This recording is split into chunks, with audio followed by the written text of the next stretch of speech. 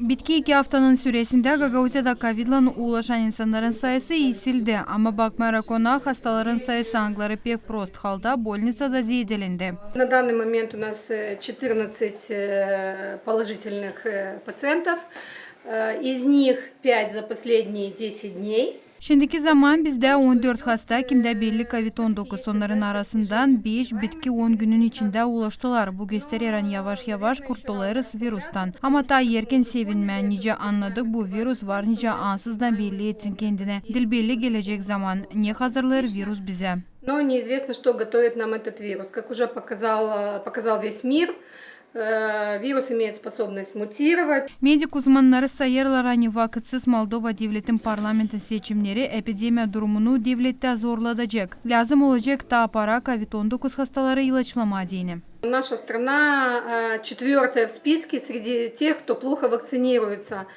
Bizim devlet 4. yerde bulunur ki onların arasında kim prost aşılamayı geçirir. Bizim ardımızda sadece Ukrayna bulunur. Varkana kolaylığım isterim teklif etme, hepsi yaşayanları gelsinler aşılanma. Koysunlar o aşıları Angları bizde var. Onlar hepsi kendilerini faydalı gösterdiler.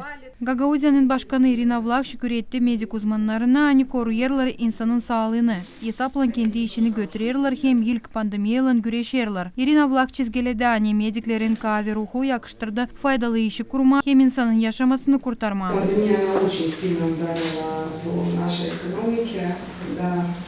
Pandemiya vurdu bizim ekonomikaya. O ister istemez yön plana koydu sağlığı korumak sistemayı. Her bir zor durum yardım eder ta kahve olma.